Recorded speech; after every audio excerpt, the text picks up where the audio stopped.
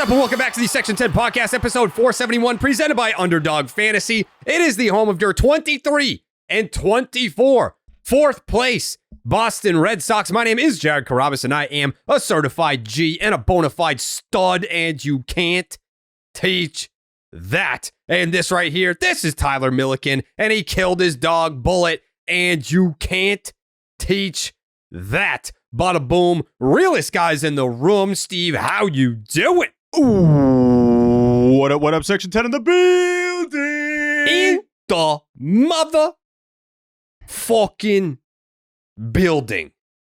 Presented by Blue Moon. Suck one. Gotta suck one. Gotta.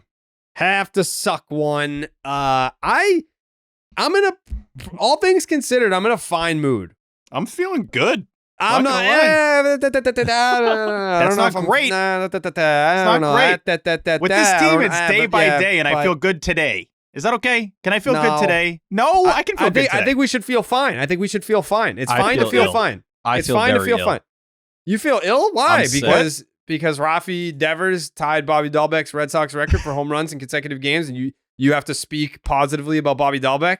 No, the good thing about that is when Devers hits the sixth homer, I never have to hear Bobby Dahlbeck's name attached to any record again. All right, well, that That's didn't happen yet. So let's not do that. Let's not do that. It's a lot. Let's just feel fine. Monday. You know what? Let's pivot. Jake, how do you feel today?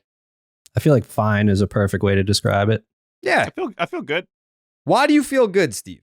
Because with this team, like I said, it's such a day-by-day thing that today allowed me to mentally wash out the previous two of how much I hated those first two games of the series.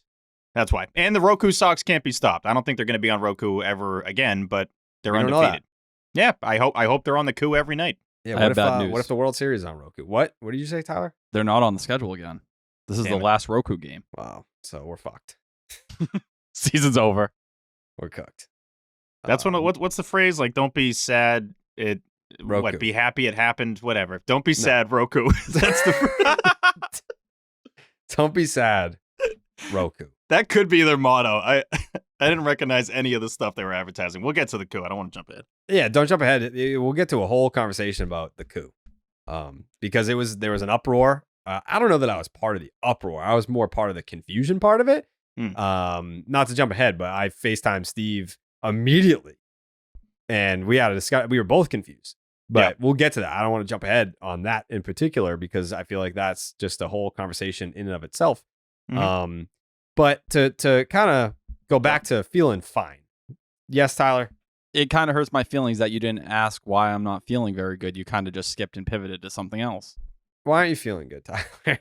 I'm really worried about Garrett Whitlock. Like, extremely concerned. Like, I can't eat or do much right now without thinking about Garrett Whitlock. So I think it's like Tyler's new thing that like when something good happens, he's got to be like, but I think you're forgetting about the bad thing that happened. We need to remember the awful stuff that's going on in the world. That's Tyler. Yeah. I can't ignore that stuff. Red Sox could win the World Series, and he could be like, yeah, but like Pearl Harbor Day, and it's you got to remember we're going to die eventually, Mm-hmm. Yeah. There are thousands, maybe even millions of deadly diseases that are frozen in the polar ice caps. And because of global warming, those ice caps are melting and releasing those terrible diseases out into the world. Don't forget that either. Trash Island exists. Trash Island is still cooking. Yep. There's nothing wrong with that. I think a lot of people, when you're at a nice event, I have a birthday party, a wedding, one of these things, you start thinking, man, my parents are going to die one day. My pet is getting old. There's children starving right now, dying of hunger. These things loom in my brain. You look like you're one of them, by the way. Congratulations. Thank you. There's people starving, myself included. Tyler Milliken. Extremely. You look great. And with Whitlock, looking good. That's a good Tyler thing. Update. Looking good. Looking good, dude. Looking good. Better. How many pounds we down? We're still right in the 40s. We're grinding away. All right. Plateauing a little bit. But that's where the exercise comes in. There you go. Yeah, you got to it's all about walking, brother.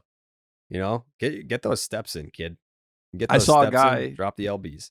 I saw a guy on TikTok who says he competitively walks, and he's been doing it for like 16 years now. How do you just competitively walk? I mean, it's what like does that this, like the hands up, like the grooving of That the is hips an a little. Olympic sport, and it's one of the What? weakest looking Olympic sports ever. You can't like lift your what is it, Tyler? You know the rules? No, Or you not can't- exactly. It's just like you got to kind What of do keep you- your hands below your nips or something like that. Like it's a little Yeah. bit like this. competitively walk. I guess, I mean, if you actually like walk as fast as you can, it burns the shit out of your calves. Oh, it does. I think you Yeah. need a foot on the ground at all times. Like you need to be Something touching like the earth that. at all times. Yep. Mm. So we'll be on the lookout for that this summer at the Olympics. Yeah. Be speed walking Brockton, baby. Mm-hmm. Mhm. There you go. Again, I feel fine. I Yeah, just same. want to Feeling double good. down. No, yeah. So I feel fine. I don't want to say I feel good. I like going into this game, I was very down. Mm. I was very down. I felt rudderless. If we're gonna, pivot back to submarines for a second, I felt like a submarine with no rudders. So if submarines have rudders, Of course. The those new are ones, rudders, right? The new ones do. Look that up. I have to think that they have rudders. Did you just Yeah. Google that, Steve? Yeah, didn't get anything definitive. Tyler? I've also never spelt rudder before. Yep. So I went with a unique spelling. I went with T's instead of D's. Is that okay? I believe it's T's. I Okay. mean, I It was could be T's, wrong. yeah. Yeah. A rudder is a mariner's handbook of written sailing directions. So that's not No. what we No. did. Yeah. No. I think as the submarine guys, we should probably be a little more aware of Of the like stuff how that yeah. that's on Coley's the submarine. rudders guy. But we also True. haven't built a submarine yet. Like it's on the Yeah, docket. that's coming. That's coming. Steve, are you going to Portland on Tuesday? Yeah, can't wait. Very excited. Is that the first we're announcing this? It sounds like it. Yeah. Unless Yeah, I'm Jake you want to bleep it. Is it a surprise, Jake? No, I think we're going to see the boys in Portland. Yeah, we're going to see the boys in Portland on Tuesday. Very excited. A little doubleheader action. Talk to the top prospects. Going to be sick. 4 of them. The 4 horsemen. Mm-hmm. Classic. Yep. Yeah. We're getting Yorkie too. I believe so. Yorkie, Millsy. Yeah. Yep. I don't even know how Marcelo would Sully. That wouldn't even work. Yeah, I mean, I saw that tweet about us not getting players, and it was the Jordan meme. I was like, I took that personally. So we're gonna get all 4 of the Red Sox top prospects. Just There you bam, go. That's how it works. boom, hey, boom, okay, boom. And boom. Yeah, no players, okay, boom, all of them. All The of them coming entire up next week. future boom. roster.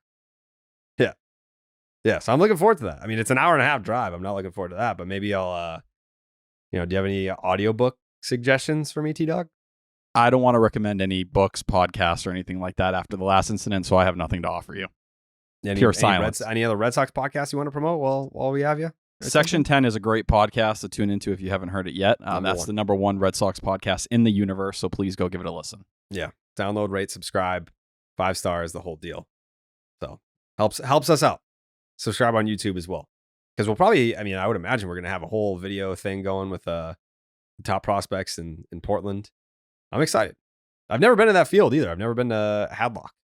It's been a long time. Haven't been there in a while. I hear they have one of the Coke bottles, so The original. I might just hang out with that one the whole time. And Oh man, gonna that's be like your sick. thing. I know. Love the Coke bottles. Got them right behind Yeah. my head. You get a weird affinity for them. I love them. I love them. Yeah. You know. It's a great You take. love, but like, yeah, I think it's you love the Coke bottle. Yeah. I also am a very nostalgic individual, so it reminds me of the Sox that I watched growing up. You know? why don't you keep that same energy for the hood milk? Do you remember that?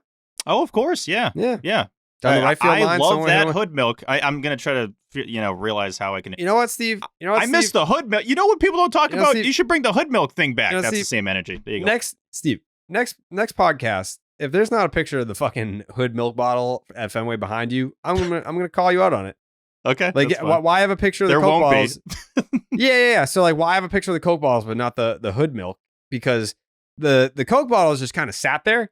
The hood Mhm. milk, if you recall, this was in like the late 90s, early 2000s.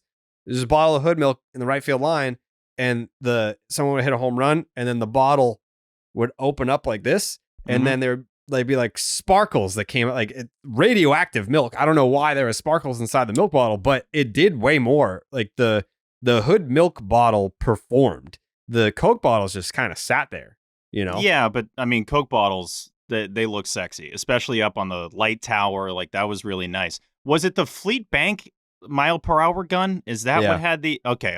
There we go. I think I like that. Yeah, I like the time too, didn't it? I think it did, yeah. Yeah. So everyone looked at that the actually... That's smart as a sponsor. Give you the speed and give you the time. time. Speed time. Is it Mhm. true? Did they bring the hood thing to Pawtucket? Was that where it went afterwards?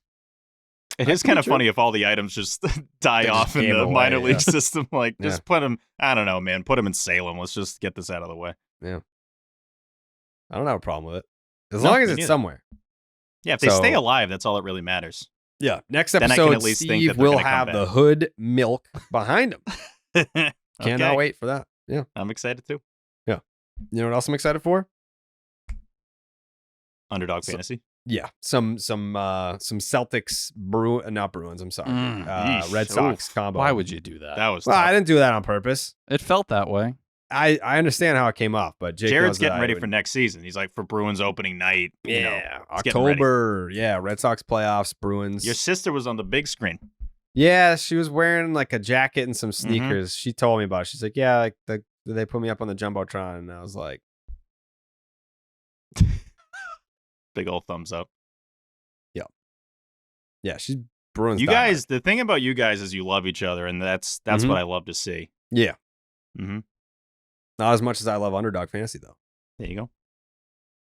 because it's the easiest place to play fantasy sports, and you know that, Steve. Mhm. Playing their pick'em game, it's as simple as selecting higher or lower on player stats, which, by the way, we did a higher or lower for Paul Skeen's strikeouts, and he just blew it out of the water. I mean, if you're not taking these higher or lowers, especially like the ones that we're promoting, I mean, what are you doing? We're giving away dubs right now, especially with Paul Skeens. Playing their pick'em games, it's simple as selecting higher or lower on player stats, strikeouts, total bases, home runs, and so much more. Make entries of all baseball, or Coley does this a lot. You can mix and match across your other favorite sports. You can win up to 100 times your money, and it's a ton of fun. It's especially a ton of fun when you pick what we tell you to, because I feel like, we're just kind of money like that. Mhm. Right, Jake? Yeah, I mean, Skeens was higher than 4.5, and he got it in the first 5 batters. Yeah. Just listen. Listen to us when we try to help you out. And also, if you're going to do it, make sure that you sign up with the promo code Jared. That's JARED, and Underdog will double your first deposit up to $100. That's Underdog Fantasy promo code Jared. And we said on the last episode, you want to help out Section 10. That's how you do it. You ride with Underdog. That is how you help Section 10. And you can also win a ton of money doing it. It's pretty simple. It's a win-win for everybody. You help us out, you basically just make money. Nice. Boom. Okay, boom. Yeah, so I'm feeling fine. Today. I was not feeling fine going into the weekend. I was not feeling fine going into the finale. I know we mentioned Roku. I was very confused. About Roku. And I don't know who to blame for this. I'm not a boomer. I have what, Tyler? You think I'm a fucking boomer? Did I say that? I didn't say Yeah, anything. I was watching you. I saw the body language. I'm doing milk jug research right now. Okay. There All was right, no we're gonna blame disrespect milk for intended this. there. We're going to blame please. milk for this. Yes, We're we gonna are. blame milk for this. Are we jumping ahead a little bit? No, I mean, Okay. we're talking about the series as a whole. We're kind of just setting the scene. Okay. We're setting the scene. I didn't know, not to jump ahead, I didn't know that the game was on Roku on Sunday until I believe Dave O'Brien in the first inning on Saturday was like, got you here on Nesson, and then tomorrow it's on Roku. And I was like, what? Roku? But we'll save that. We'll save that. Mhm. We'll say that. I don't want to jump ahead. I'm saving my coup thoughts. I got them all. I got a written down. whole bunch of cool thoughts. There's smudges on my Red Sox game notes. The G and the A on game are a little smudged. I don't know if you see that. All right. It's game used then. Yeah, it's like Manny's mean, helmet back in the day, just like a Yeah. bunch of pine tar adding to it. Yeah, it's not a bad Trot thing. Nixon as well. There you go. Do we want to get into the game notes right now? Definitely ready. Yep. Please. Yeah, I'm ready. All right, game number 45. It was the series opener. These first two games, I mean, fuck them. I normally write a lot of notes down. I got very little for these first two. Yeah. I have a decent amount of notes for the first. I have the least amount of notes were for today's game, if we're being honest. Because it was a peaceful game, not to jump ahead. Yeah, it was nice. It was nice. I wasn't stress journaling, which I tend to do. I feel like I write more when I'm pissed because it's how I just get it out. I'm just like, this motherfucker, and then you just put it in there and throw the fucking pen at it and shut it and open it back up 2 innings later. The game diary. Yeah. Game 45 is the series opener. It's the St. Louis Cardinals. Can't be giving up dead center tanks to Nootbaar. I mean, this dude, I want to say they said on the broadcast he was at the time hitting like a $191 with runners in scoring position. 2-run bomb made it fucking 2-0 Cardinals in the first inning. This is not how I feel. This is what the notes say. Standing O for Tyler O'Neill feels excessive. Well, that's what they do. It's St. Louis. Like like the Red Sox never turn down a celebration, St. Louis does not turn down an ovation. They are obsessed with them. Here's what I feel on the Tyler O'Neill standing ovation. The Cardinal fans aren't giving Tyler O'Neill a standing ovation. Cardinal fans are giving themselves a standing ovation. Cardinal fans want to be able to say, look at how great of fans we are. You can play for our team for 6 years, have one good season, and win 0 championships, and you still get a standing ovation if you come back. Like, I get it. You know, like, I'm sure Tyler O'Neill, he said it. He appreciated it, and it was a nice moment for him. But I feel like standing ovations, at least as a Red Sox fan, it's the guys that come back after winning championships. Or, I mean, you had to have been there for fucking ever. But I mean, how many guys can you think of? And Steve, I guess this is more for you as someone that, you know, has 10 years on Jake and Tyler. Mm-hmm. How many guys can you remember that came back during our lifetime that received a standing ovation that didn't have a championship in Boston? Oh, I mean, the list is very short. I don't think you can think of one. Nomar. He got an 04 ring. Well, yeah. I guess I just am thinking of guys that were on the team that actually hoisted the trophy. Did Mo Vaughn get one when he came back? No, I think fans were pissed. When he left and went to the Angels and Mo Vaughn came back, I'm pretty sure I was at that game. And fans were pissed. I don't even remember Mo coming back, I've told that story before because it was before I was a young baseball fan. I did not really understand free agency. And I was at the game with my dad, and we were on the way, and my dad was like, "Are you going to boo Mo Vaughn tonight?" And I was like, "Boo him? Why the fuck would I? I love Mo Vaughn. Why would I boo Mo Vaughn?" And that was kind of like the thought. It wasn't, people were pissed that he left for more money or whatever. I don't know, but Mo Vaughn, I can't recall the moment, even though I was there. I was a young lad. But Nomar, also, I was at. You got to factor in that like there weren't a lot of chances for these guys to come back too. A lot of the pre-04 guys didn't then just go elsewhere and like dominate and then come back like, hey, congrats on winning. So I don't know. There weren't a lot of stretches where a guy could be here for a good chunk of time and not win something. Maybe now recently the last couple of years or so, but usually you overlapped like the Rick Porcellos of the world or whoever it may be. You got some kind of tribute over time. Ryan Brazier, I remember last year, obviously 2018, you have that memory. They put out the fucking video tribute for him the day they let him go. And they were just like, hey, let's put this all out on social media. I can't remember if he pitched when he came back with the Dodgers last year. But yeah, I think it's hard to find an exact example because when you're the Cardinals and you haven't won anything in a decade plus, this is kind of where you end up, right? You have to acknowledge the lesser things. The one thing I'd say to Cardinals fans, who fucking bitched more about Tyler O'Neill than Cardinals fans when he came to the Red Sox? Everyone was like, good fucking luck. You're excited about this guy? He's going to blow a hamstring out in the second week and no one's going to talk about him. Like, that was every tweet I heard from Cardinals fans the first week of the season saying, oh, you think this is fun? You think this is great? Just give it time. Watch what's going to happen to him. Like, I don't know. It's just different crowds, too, the people who are at game. Yeah, those fans versus the ones that are at the game. Yeah, not the same. I mean, I'm sure there's some crossover, but I don't know what Cardinals fans' beef is with Tyler O'Neill because, like, yes, he got benched for not hustling, but even if you go back and watch that play, it didn't look like he didn't hustle. Seems like a really nice guy. Seems to, like, already in Boston has, like, leaned into, like, yeah, I like it here. I like Boston. He has performed to this point. I know we talked about the strikeouts, but he still fucking launches bombs. And in the series finale, not to jump ahead, but he hit a home run in the final game, and Cardinal fans pushed back on the idea that I called it a revenge game. Like, I mean, you guys made it the revenge game. You're the ones that said, like, here, fucking take him. We don't even want him, blah, blah, blah. and then he homers in St. Louis. Like, yeah, and he got on base 4 times. That's a little bit of a revenge game. Like, why trash him on the way out? And then when he homers there, now it's not a revenge game. Like, that doesn't make sense. I think it's a definition of a revenge game. The revenge game, to me, it's more directed towards Ollie Marmol and all that shit that played out with them last year. What's his name? Clearly, Ollie Marmol. I say it weird. Ollie Marmol. Ollie Marmol. But that whole situation, right? Like, that's what fueled, I think, the revenge game for him. Is he's proving to a manager that had no problem publicly undressing him, like, fuck you. I was ready to go somewhere else by the end of the year. That would have been a story. It's basically if he what he publicly did. took his clothes off. Imagine a week into the season, you're creating this huge division in your clubhouse, and everyone's looking at you. And I don't think he's ever personally recovered from it since then.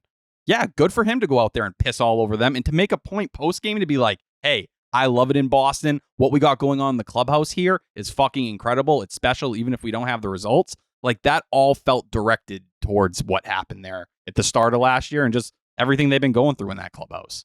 It is credit to Tyler O'Neill, and I know this is always kind of the easy thing to do, especially if you might end up just being a rental on a team. He's saying all the right stuff. Like, anytime he's mic'd up, Sunday Night Baseball, even today on the coup, he's saying all the right things, loves the city, loves playing here, loves these guys. Obviously, we've gotten on him a little bit for the runners in scoring position stats, but he has gotten over that a little bit. And just seeing him have that game today was, you don't want to leave St. Louis and be like, oh man, like I didn't really go off for any of these games. So doing it in the finale, in the one game the Red Sox win, I was happy for him. Yeah.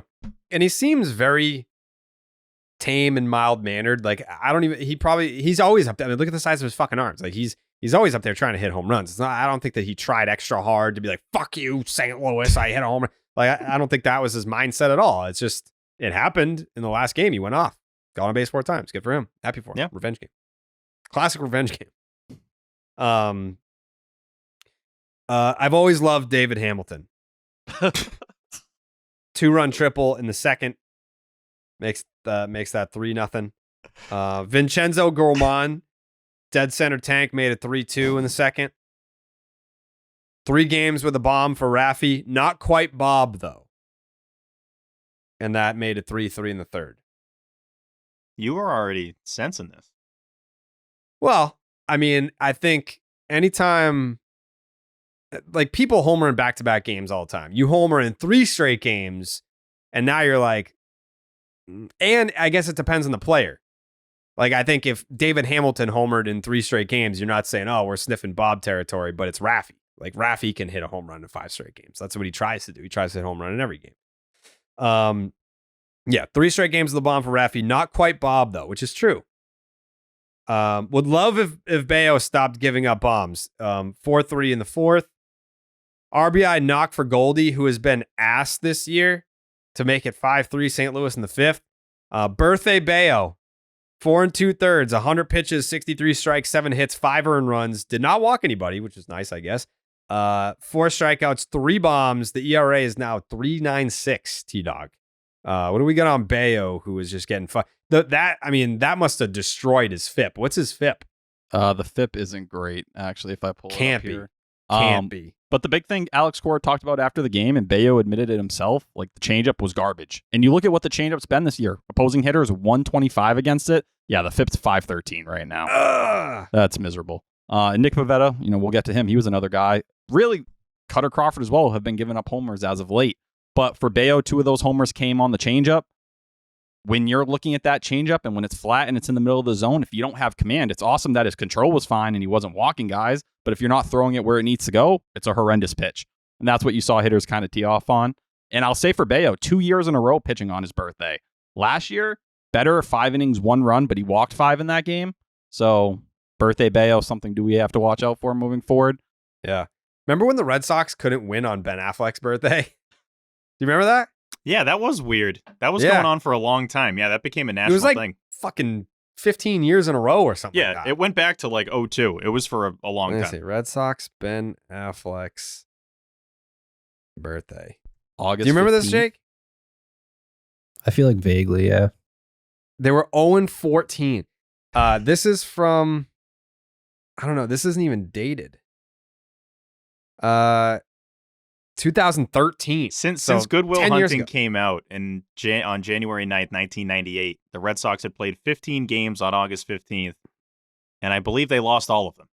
That was Ben Affleck's birthday was yesterday. The Red Sox are now 0-14 on Ben Affleck's birthday since the release of Goodwill Hunting in 1998. It's crazy. I got them at 0-15.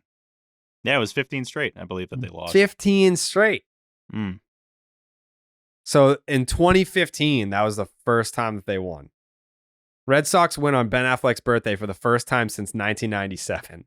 The Red Sox had lost 15 straight games on August 15th, outscored 77-45 in the process. The Red Sox have exercised yet another curse with their 22-10 drubbing. They had to score 22 runs to fucking break the curse. They're like, we're going to make sure we're They getting still this for gave you, up Benny. 10 runs. That's the thing. They still gave up 10 runs. I know. Well, the staff doesn't like Ben Affleck. That's a known thing. So, like, no, we want to get this L today. With their Credit to the 22-10 drubbing of the Seattle Mariners on Saturday afternoon at Fenway Park, the club won on Ben Affleck's birthday for the first time since 1997. It's crazy. Jesus Christ. They won 3 years in a row after that, though, then finally lost again in 2018. Yeah, go figure. Wow. 15 straight L's on Ben Affleck's birthday. I remember that. I was nervous. I was like getting pissed. I remember being a kid like pissed at Ben Affleck about it. I was like, dude, you gotta do something about this, Ben. There's what year is that we like campaigned to try to get Ben Affleck on the podcast? I feel like that's like he should want to do it. I don't know if Ben Affleck likes doing stuff. I don't think he really enjoys much of anything. He's getting I divorced. don't think he would want to like go on a podcast Wait, and talk is he? about his movies and his career, but I definitely think he would want to talk Sox. I heard that Jennifer Lopez was done with him. Is this true? Yeah, I did see that. I did see Okay. that recently. That's your latest Ben Affleck update. I mean, realistically, how much do you think he's watching the Sox right now? I'm going to say I think he watches the game. Remember when Matt He has Damon was in the Roku. booth? He has Roku. Yeah, he's got the coup. Yeah, He's got. what was it? Matt Damon was in the booth like a few years ago, and like he like knew all the obscure players that were on the roster. I would like, believe that this is based off of what we've seen when they're at the park in the booth. It sounds like Matt Damon actually watched the games. Like I think he tunes in. I don't know if Ben Affleck tunes in. I think he does. If we're comparing, I'm taking Damon over Affleck in terms of who's tuning in more. I mean, what is Ben Affleck doing besides like that's probably why J-Lo dumped him. She's like, really? Like you're gonna Stop. smash another TV over David Hamilton? Like really? You're watching this team instead of hanging out with me on our second go at it here. Yeah, you'd rather and that's what J-Lo watch. sounds like. Really, you're gonna do this to me? Yeah. Really? Yeah, like you, Tyler. I have an update. Are they back together? No, not on the relationship, on what Ben Affleck's doing. He's okay. actually working with Matt Damon right now. No way. Yes. There's a movie called Animals. Have you heard of it? You mean to tell me? Hold on. Wait, what? Hold on. Do they work together often? Is this common? You're never gonna believe it. You are never gonna believe this shit. You want to know what Ben Affleck's doing right now? You want to know what Ben Affleck is doing right now? He's working with Matt Damon. Stunner. Matt Damon. You shouldn't he? No way. No way. Go on. Tell me more. Tell me more, please. This new Tell me more project, about Ben Affleck working with Matt Damon. this Go new ahead. project, Animals, started filming in March 2024. So maybe They're that's doing what they're a movie working on. together? Yes, a film. What? Oh my Cinema. God. They're not just working together on anything. They're not just working on like a project. They're not working on like a musical collaboration. You mean to tell me right now that Matt Damon and Ben Affleck are working on a fucking movie together? Matt can Damon, confirm. Ben Affleck movie together? No way. No. I don't believe it. I won't believe it till I see it. I won't believe it till I see that shit. What's it called again? Animals? And the movie is called Animals? What's it It's a about, thriller. Tyler? It's a Tyler, thriller. what's it about? I don't have a What's it- title. That's all I got. Is it about animals though? Potentially. I mean, like people, you want to talk about Pokemon, and it's like a lizard. I mean, people are like, yeah, I'm an animal. It's like I'm like an animal, but you're not an animal. You know what I'm saying? Yes. I have no idea. There's nothing here. It might relate to the Beatles. What? I'm seeing something about the Beatles here.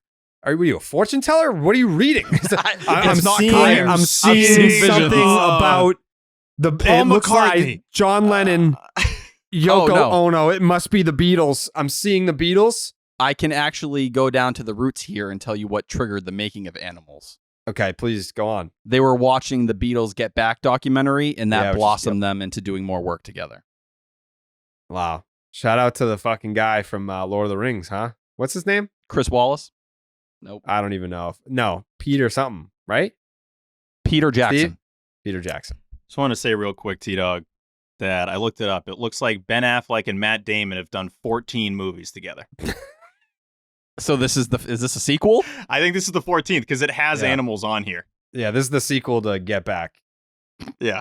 I hadn't seen Good Will Hunting, so when everyone was talking about this Patriot stuff the last week, I had no idea what they were talking I think about. this is kind of Good Will Hunting too. It's called Animals, and it's just it's called Oh, Animals. they're It hunting starts- the animals. yeah. Exactly. It starts Yeah. right where they end Will's up. a janitor, and he's Mhm. doing math, and then there's an elk. Something. Yeah. Yeah. Catches his attention, and then that's just the whole new storyline. He just Yeah. becomes the best hunter we've ever seen. So that's cool though. Mhm. Be on the lookout for Animals in theaters when, Tyler? No release date. They're just filming right now. They're just filming. It'll be on Netflix, though. Oh, it's a Netflix original. Correct. Shit. Another streaming service that you gotta get. You know what I'm saying? That's it's foreshadowing. Red Sox lose 10-6. Yeah, I mean, pretty much who gives a fuck about the rest of this shit. Mason Wynn, 2-run home run off Boozer. Wong with 4 hits. Congratulations. He was hitting 362 with a 941 OPS at the time. 3 hits for Nolan Arenado. This game sucks. Yeah, the Red Sox lose 10-6. That brings us to the middle game. Jake, if you could, please, book Matt Damon and Ben Affleck. So let's see if we can get them together. Yeah, we should be able to get them. Here's the thing. Jokes aside, and I know these aren't jokes. You were dead serious there. If they're promoting a movie and they're trying to find shows to go on, they should come on the 10. Like, Yeah. absolutely. Yeah. I think if they go on, what is it, like Entertainment Tonight, they're going to be like, so what's the movie about? What what did you have to do to, get in your character? How does this compare to fucking Geely? But if they come on the 10, we can talk about David Hamilton. Exactly. That's what Ben Affleck ultimately wants. Like, that's what, Tom Brady cost himself his marriage because he wanted to play football. Ben Affleck cost himself his relationship with Jennifer Lopez because he wanted to watch the Sox. So And- if you're going to go all in, then go all in, dude. Come on the 10. We've also promoted movies on this pod. Yep. Back in 2017, Stronger with Jake Gyllenhaal. Yep. So it's what we do. And the Ted Williams documentary in 2018. Exactly. Yes. Yep. So I think we're due. We're due for Damon and Affleck. At I least remember one of that them. day. That was when we did the Barstool Home Run Derby. Mhm. And you guys were mid-interview with the director for the Ted Williams documentary, and I just came in guns blazing mid-interview, and I just started chopping it up, talking about Ted Williams, and he was like, "Who the fuck is this guy?" Well, Like, you why do immediately you know came so in much and of you just about asked Ted about his head. I think you immediately went to the head. You're like, so Yeah. where's the head right now? Where is it at? We gotta find it. Gotta see it, gotta feel it, gotta know that it's there. As if he had it like in the car that he came in. It's like, oh, If he I can show you right now. Yeah, He interviewed the head for the documentary. exactly. This new Netflix connection as well maybe could set up our interview for the Red Sox documentary. We Yeah. can do this all in one spin here. Yeah. Yeah. Business moves. This is game 46 of the season. It's a middle game of the St. Louis Cardinals series here in St. Louis. First line here says, Ceddanne Rafaela defense gives me life. And he saved a run with that diving catch in the first inning. Next line says, fucking Vincenzo Gourmand hit another home run. 1-0 St. Louis in the second. I feel like that joke is people don't get that. It's Nolan Gorman, but when he was hot, I think last year or the year before, whatever it was, we were like, people would know his name more if his name had more flair. So we started calling him Vincenzo Gourmand instead of Nolan Gorman. He would easily be a bigger deal nationally. Yep. Vincenzo Gourmand. You kidding me? With That's one of those little squiggles over the A, one of those Yeah. little diagonal jobs. Yep. Yeah. Next line here says, why the fuck is shortstop David Hamilton fielding routine ground balls to second base when he can barely field a routine ground ball to shortstop? It's a fair question. I don't think this is the series to get on David Hamilton. No, it's not. I mean, it's just a question that's written here, and I didn't know if anyone wanted to answer the question, but it's not a declarative statement. This is a question. Why the fuck is shortstop? It's underlined. Why the fuck is shortstop David Hamilton fielding routine ground balls to second base when he can barely field a routine ground ball to shortstop? Tyler? I don't have an answer for you. Yeah. I wish I could tell you I had an anyone- answer. This is the David Hamilton experience. He has the confidence. We'll get to that. Not to jump ahead, but there's another line about David Hamilton in today's game. Okay, next line here says 4 straight games with a bomb for Raffy. He can smell Bob. That made it 1-1 in the 4th. I'm thinking Bob all the time. You know? Let it go. There's no need. No. I'm thinking Bob all the time. And I will take whatever fire that I have to take. You know, people on Twitter all the time angry with me, saying, enough with the bit. It's not cute anymore. It ain't a bit. It ain't a bit. You know? And it's just, it's how I live my life. I have a certain lifestyle that I stay true to. And I've always been this way. If Section 10 existed in 2004, guess who Bob would have been? Pokey Reese. I would have been tweeting about Pokey Reese. Mark Bellhorn. The Red Sox don't win the World Series without Mark Bellhorn. You know, Mark Bellhorn hit the home run in Game 6 of the ALCS. He hit one in Game 7 of the ALCS. He hit one in Game 1 of the World Series off the pole. The Game 7 home run off the pole also like shut everyone up after everyone got excited about Pedro coming into pitching out of the bullpen. Like, the Red Sox don't win the World Series without Mark Bellhorn. I would have, if Twitter existed, if this podcast existed, I would have been like, Pokey could have done that. I mean, Pokey, you just take out my Bob tweets and put in Pokey Reese and play 2004, and that's what it would have looked like. Pokey. But I Bob's a doubt lot that he'd worse be this than good that. in the minors. I mean, Bobby's still doing the damn thing. Put the average aside, he does hit a homer basically every other day in Worcester. Every day. We're not applauding that. We're applauding him mashing at AAA now. Yeah, I mean, dude, get Tyler. to Vegas, Tyler. Tyler, he doesn't, as of right now, he doesn't have the option to hit home runs at the big league level. He can only hit home runs where he's at, and he's at AAA, and he's hitting home runs there. All I'm saying is when Garrett Cooper's hitting over 300 in his last 7 games, I have a hard time. I'm sorry, I do. Wow, a 7-game sample. It's more than Bob fucking ever did. crazy. More than Bob ever did. Really? Because we're about to talk about Bob hitting a home run in 5 straight games. So buckle up.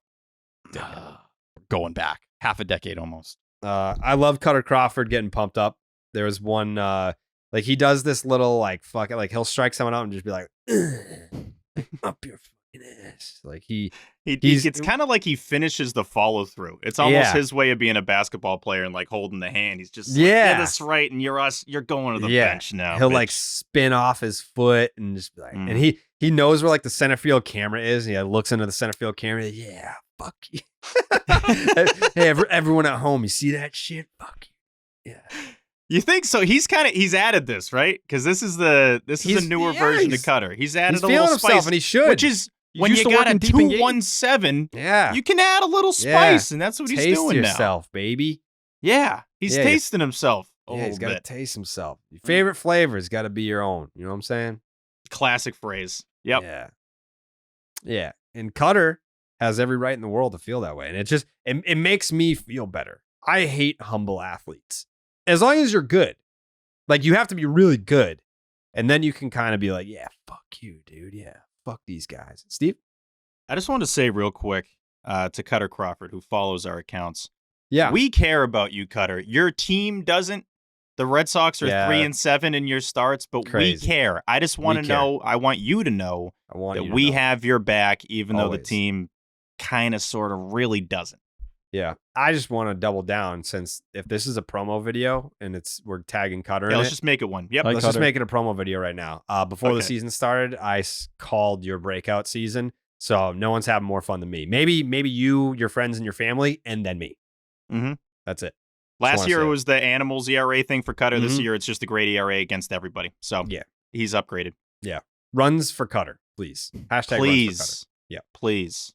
Cutter goes 5 2/3, 99 pitches, 68 strikes, 6 hits, 1 earned run, 2 walks, 5 strikeouts, gave up a home run. And as Steve just said, the ERA is down to 2.17. Through how many starts? Was that 9 starts, Tyler? 10. 10 starts, 2.17 ERA. What else do you got on Cutter Crawford? Yeah, the big thing about this start, for people who want to see heavy four-seamer usage, he was using the fastball. It was 47% of the time, 26% for the cutter, with the sweeper roughly 12. Everything else was the knuckle curve and 1 slider thrown. But I think the only thing you keep an eye on with Cutter at this point, the homers, 3 in his last 4 starts. But he's still 76 percentile average exit velo, 86 percentile hard hit percentage. So you can pick, you can say whatever you want about Cutter right now, but he continues to put up these outings regularly. And he was at 99 pitches, and could he have gone 6? I think he could have, but they liked the matchup with Bernardino. I don't blame him. He did his job. Yeah, Bernardino is still pitching great, but what seemed like he had like the yips at throwing the bases and shit. Yeah.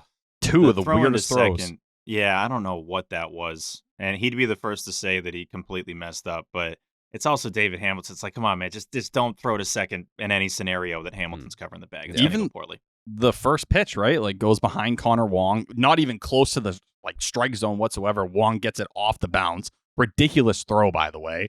But to make that play, I don't know. I have a hard time beating up for Bernardino on this game because he's been arguably your best reliever since he's came back up. It was like an 0.50 ERA going into today, or that outing, the second game.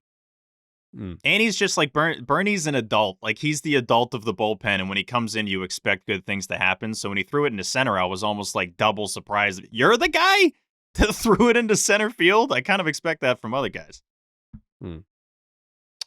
Side note here, I had sushi today. I loved it. I've never had sushi. I mean, like I've like dabbled in it. This is like the first time I've had sushi like as a meal and just like ate the whole fucking thing. I loved it. Tyler? What kind? There was like one with like tuna and there was one with salmon. It was good. I had Genki for the first time. I think that's a place.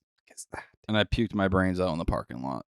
Is that a food? No, I think that's the name of the sushi place. Oh. Yeah. This is a place. Very bad time for me, and I've never tried sushi again since. But I don't like that it's not cooked. I have a hard time with things that aren't hot. Jared, what did it sound like when you were eating it? It was pretty standard. It was just like okay. Nom. Yeah, it's a normal eating sound. Yeah. Yeah, I even tried chopsticks, and I got pretty good at it by the end of it. So, okay. Big sushi guy from now on. Red Sox lose 7-2. Yeah, there's a couple throwaway lines here. Connor Wong, menace behind the plate, throwing out guys. Romy might have been safe, but God hates us. Ref Snyder tied in the 8th.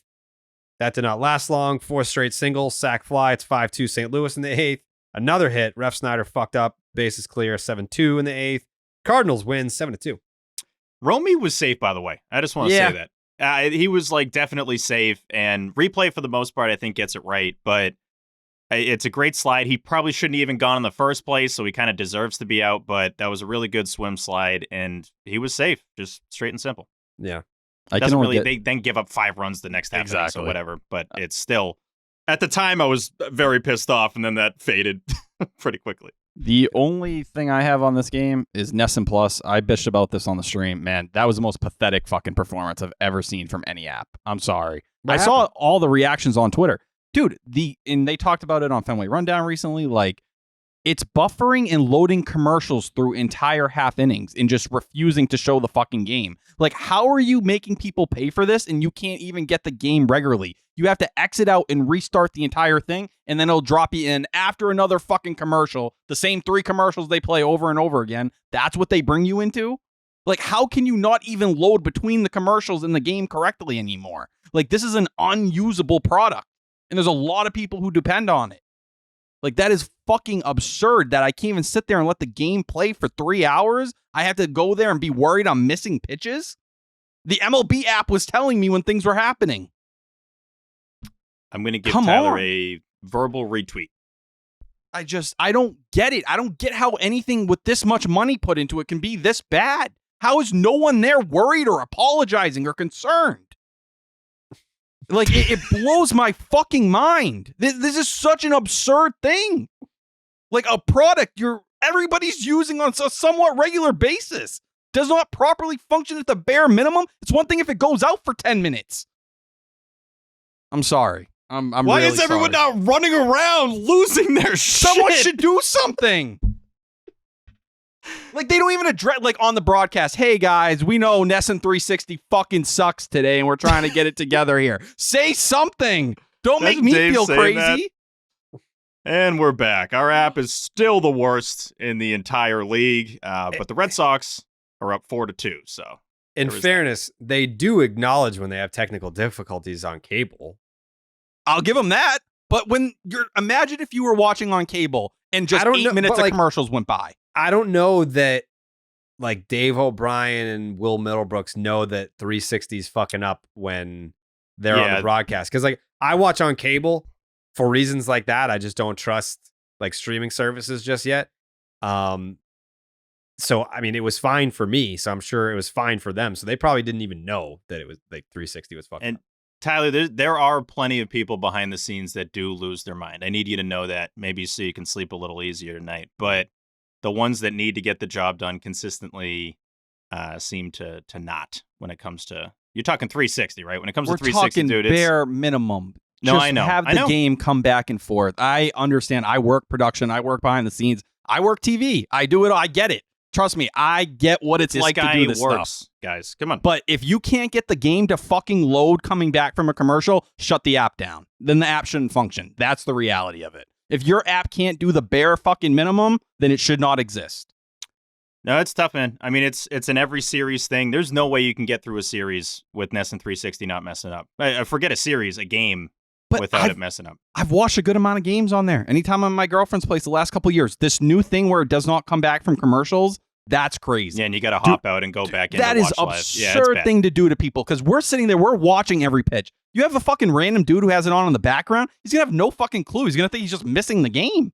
Yeah, like that is sometimes bare that minimum. I'm just doing the classic like scroll Twitter during commercials, and I'm like, wait, how long has this break been? It's been like 7 minutes, and you just miss a whole half inning. And you get an update that someone hit a home. You're like, come the fuck on. And you can't even go back and see it. Like then you're trailing everything. You're not wrong, Tyler. Oh. I'm just like, people are like tweeting me. They're like, dude, I've never seen anything like it. I can't do it, man. I can't do it. I'm sorry. It's not wrong. All right. Series finale. The Roku game. Yes. We're here. Again, Dave O'Brien says on Saturday the game tomorrow's on Roku, and I was like, what the fuck? Like, first of all, I thought that they did the Roku deal for like next year or somewhere down the line. They're like, no, it starts right now, and your game is the one that's going to be on it. So I FaceTime Steve because in my mind, Roku, I think of like the Roku stick, and shout out to Jeremy who sent Jake a Roku TV, so he was fine. We did tie it in the 8 inches for Jake. Yeah, 65-inch Roku TV, and Jake was flipping back and forth between the Bruins and the Red Sox because we were doing tie in the 8th, and Jeremy was in the chat, and he was like, I'll send you a fucking TV. Sends him a 65-inch Roku TV. Great gesture. Jake deserves it. Can we? Yeah. Also, just the most perfectly timed Roku TV anyone's ever gotten. There's no way anyone's gotten a Roku TV at a better time. There's no doubt. That was in history the most perfectly timed Roku TV. Did it show up Saturday, Jake? Came on Saturday. That's immaculate. Couldn't have been better. Give you time to set up and watch maybe the only Red Sox Roku game of all time. Yeah, that's it. Of all time. So I'm FaceTiming Steve. I was like, I feel like Steve may have some information here. We're both very confused. And I mean, ultimately, I got it. Like, I wish that we had this information to maybe share on the podcast because I feel like there were other people. If we were confused, other people were probably confused. It's just like if you have a smart TV, you can download the app. It's free. And you just log in and you can stream it. Like if you have a smart TV and you have Netflix or Hulu or Xfinity stream, like whatever, like you just download the Roku app and then it's free. You make an account and you can watch a fucking game. I wish someone had just said that because I'm thinking like, I got to go run out to Target, buy a Roku stick and figure out like sign up with an account and pay like do like a free trial because I'm never going to use it again, and like a monthly fee for this. Like, no, all I needed was someone to be like, oh, you have a smart TV? Yeah, you just download the Roku app and you can just do it right on your TV. It's free. Like you don't have to pay for anything. It's just free. Oh, that's super simple. That's super easy. Ultimately, I just kind of had to figure that out for myself. Like there's no one was sharing this information. I was like, whatever. I thought I was gonna have to buy a fucking Roku stick. I was freaking out. I did not know what the fuck was going on. But we got there. We did get there. I kind of knew heading into Sunday, like we had FaceTimed about it, and I searched Roku and it wasn't showing up on my smart TV, which just that alone is such a pain in the ass by Major League Baseball. The fact that if you search on your smart TV and some don't have it, some do, this is already a hurdle I don't want to have to jump. I don't want to now have to figure out what the next step is. Now, I knew it was highly likely that on Sunday it was going to be like, click here and it's free, yada, yada. But that should not take away from the fact that we all had good reason to, as a community, be pissed off and get our anger out and share that. I didn't want to lose that. Anyone that got upset, anyone that's still upset, and anyone, which I know a lot of you, that didn't even bother trying to find where it was, I salute you because that's the right way to go about it. People were pissed at me that I tweeted like, what the fuck does this mean? Like what? Like in my mind, what I'm gonna pull up the tweet exactly. I'm gonna pull up exactly what I said because it wasn't even that bad. I said the Red Sox game is on Roku tomorrow. What the fuck even is that? And people were tweeting at me. They were mad at me that I didn't know what was going on. Like, it's not something like, oh, Sunday Night Baseball, you can look at it. Like, no, like we found out on Saturday that the game was on Roku on Sunday. Okay, do I need a Roku stick for this? Is it an app? Like, what do we do? Is it a monthly fee? Do we have to pay for this? Like, can we do a free trial? Like, very, very, very, very, very confused about all that. The one thing I had read in a Boston.com article that I think summed it up very well, it says, if you have a Roku, that remote in your remote pile with a purple tag sticking from it, or a smart TV, you likely know the drill. If you don't, you've probably already stopped reading this. I think that sums it up perfectly. It's like, if you don't know what the deal is here, you're probably not going to watch the game, and like, let's just skip the BS at this point. Jared, when we were talking, the only Roku I knew about is the one my dad has on like our smaller TV on the Cape House. So I was like, everyone's just going to head to Chatham. That's where we're going. We're going to watch at Alan Peralt's, side den, and that's the only place that you can see it. I feel like the Roku, like described in this article, is that thing that's just in the remote pile. Like, it's like, when did I ever get this? I needed it for something specific, and no one really has it. Classic MLB, though, to sign a deal with Roku. Of all places. They didn't announce it until 4 days ago. Like, the entire deal in season, you weren't able to figure out any of this stuff, especially when you were shoving Peacock down everybody's throat the last couple of years. Shoving cock down throat. Yeah, a ton of cock. And you just kind of announced this. I will say, shout out to Chris Cotillo. He put it out about a week ago saying that the game was going to be on there. That's where I saw it for the first time, but I had no clue before that. I'm just going to counter that real quick with a FU Chris Cotillo, because he's been spoiling a lot of the stuff that's happening in the games. When you have these streaming services and you have NESN 360 and the coup, you need a little extra time. But he's got to let you know he's in St. Louis and he's going to the Arch, and I've been to 29 of the 30 stadiums. Yeah, because it's your job to travel. That doesn't. I don't count that as the same. That is not the same at all. But he loves flexing it, just along with the latest UNC news that no one cares about. So, you're one win, one loss on the show, Cotillo, and you suck. Yeah, you suck, dude. Fresh off vacation. Don't sucks. Yeah. Fuck. Yeah. So I don't know. It was fine, but I would imagine that there are probably, like, what percentage of Red Sox fans that normally watch games didn't watch today because they were just like, fuck this. This was the leader in the clubhouse. This was the biggest one. We've talked about, like, Prime. I don't even know if the Sox been on Prime, but we talked about the cock, the coup. This was easily the top one that people decided no thanks, especially coming off those first two games. It just absolutely sucked. Like, for the people, and we have them in our mentions every single day, of like, oh, wait, you watch this team. This was the easiest non-watch they've ever had.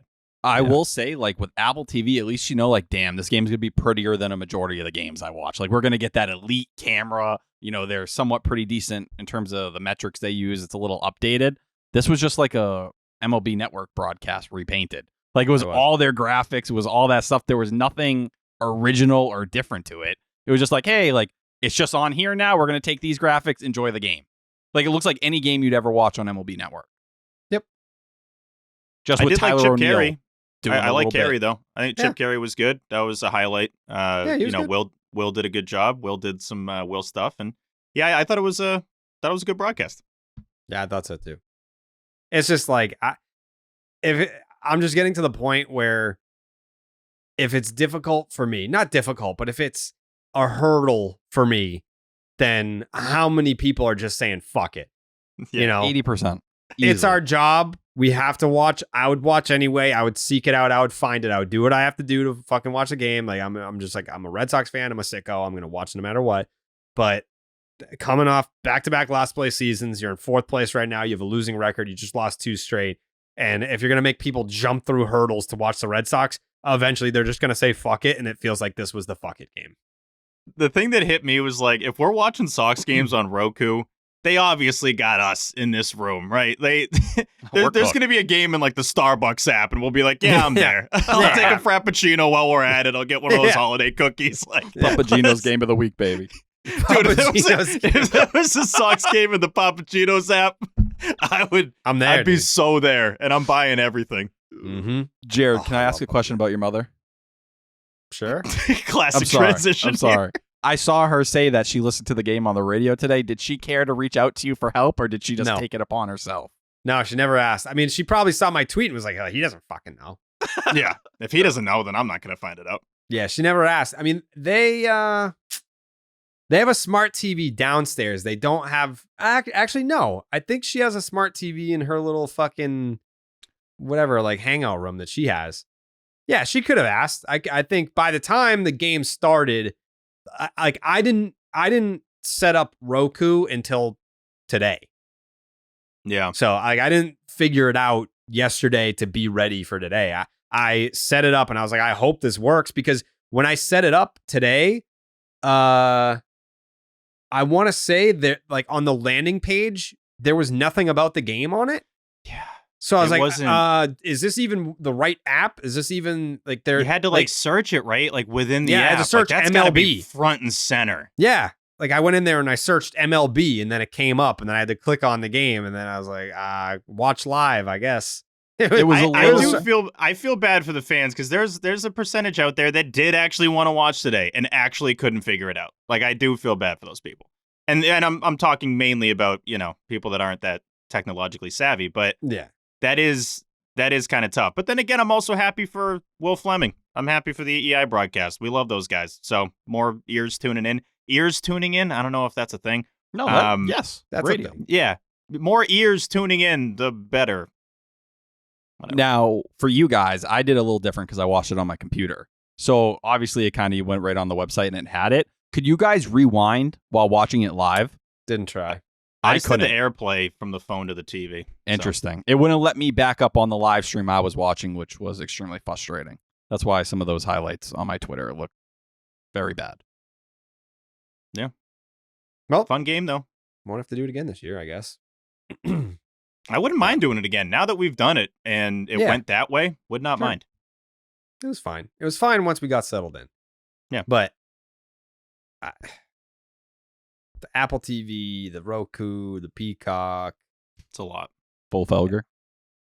It's a lot. It's a lot. And like the whole purpose of it, well, at least what they tell us, because it's a lie. Like they're like, oh, we want to get the game in front of the younger audience, and this is where the youngsters are. They're on Roku and Apple TV. It's like, no, like they're like, if you're a baseball fan and you pay for MLB TV or like the extra innings package, then that's where you go to watch baseball. Like, I don't know. They're taking the money they can get.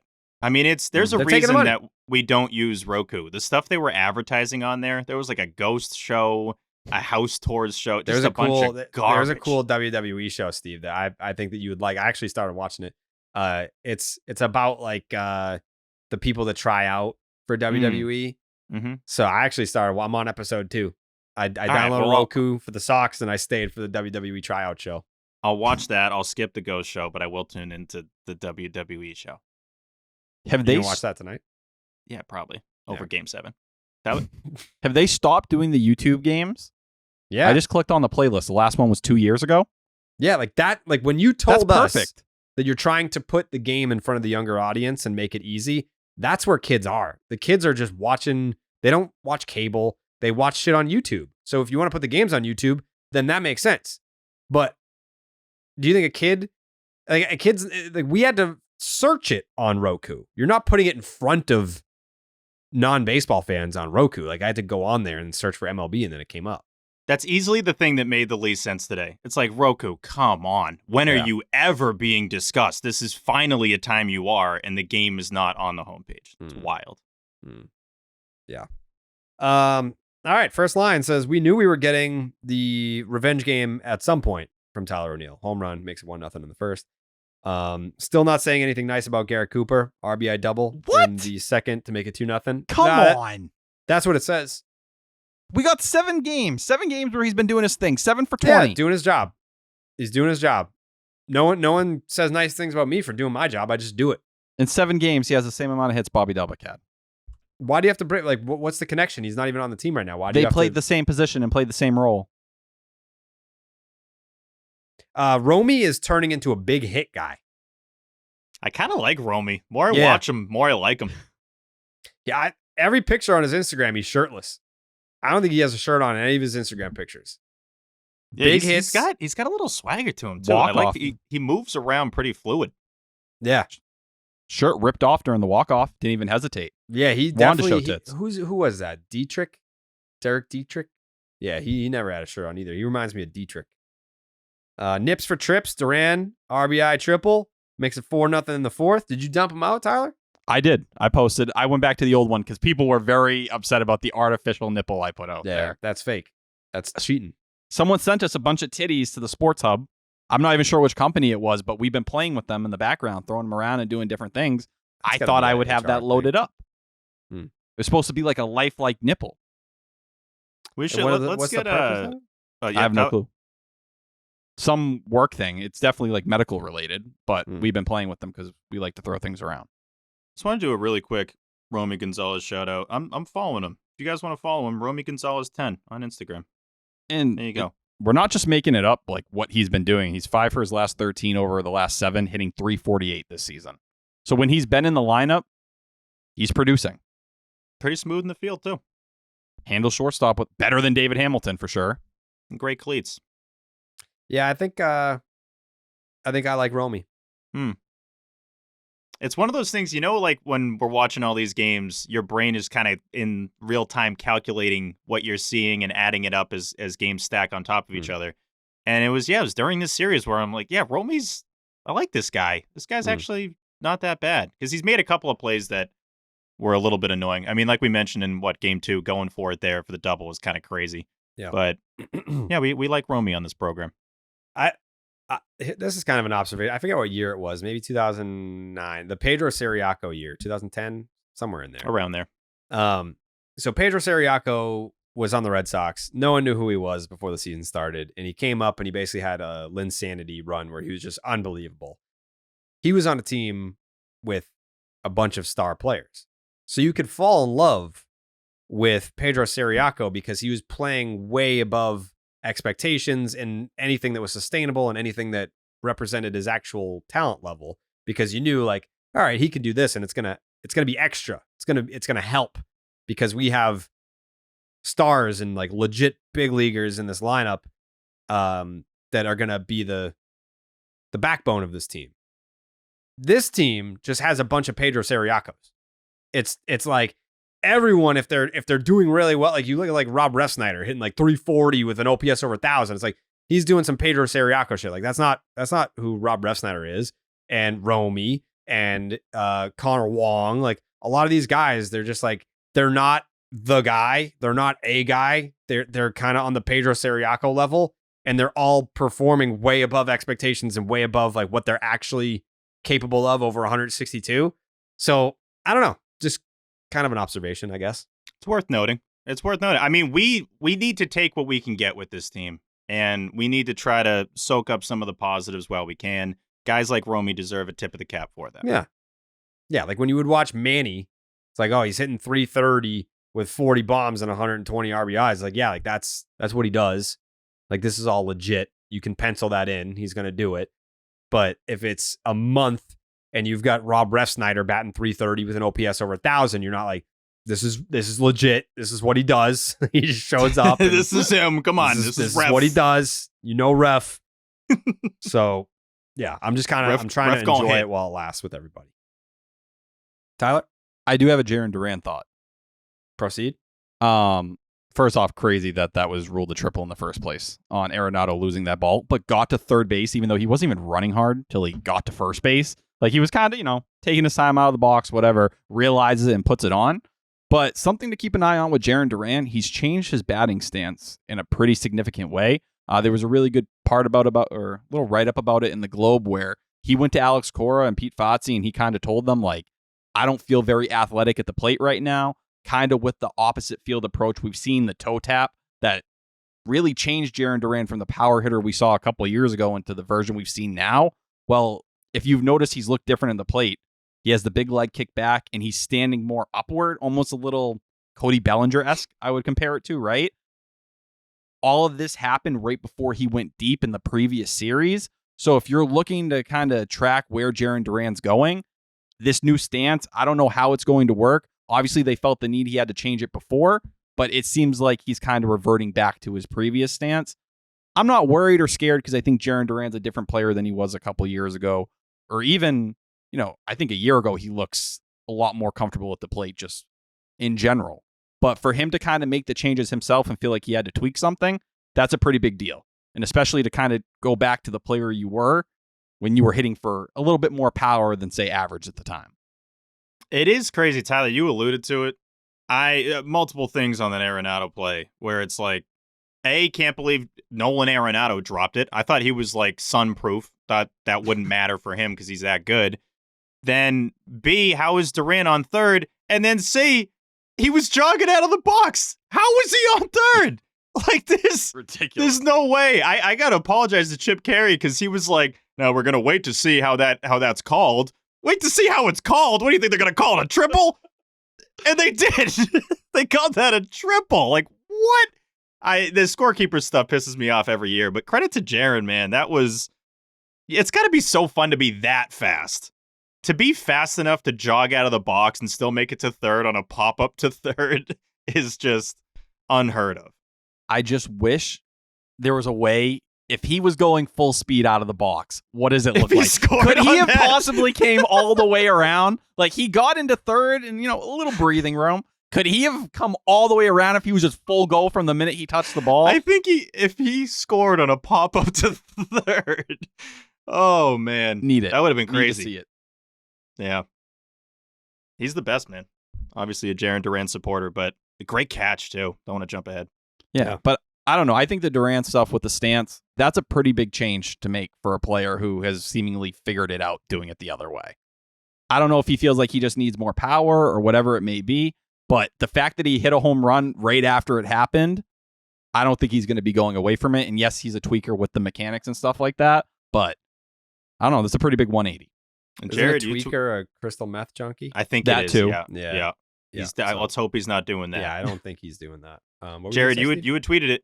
You had tweeted, is Jarren Duran the best player on the Red Sox? And it's a fair question. In terms of what he's doing on both sides right now, it is a fair question. Best all-around player. Yeah. Yeah. What's he like? What is he in B-War? B-War, so he was 4th going into yesterday's game.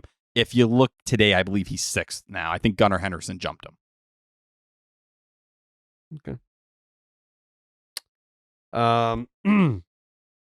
Devers has achieved legendary Bob status. 5 straight games with a home run. That made it 9-1 in the 6th inning. Do we have the claps queued up?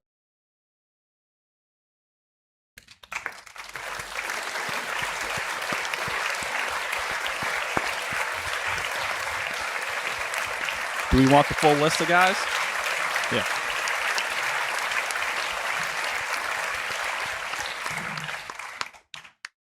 What did you say? You want the full list of guys who have hit 5 homers in 5 straight games? How many are there?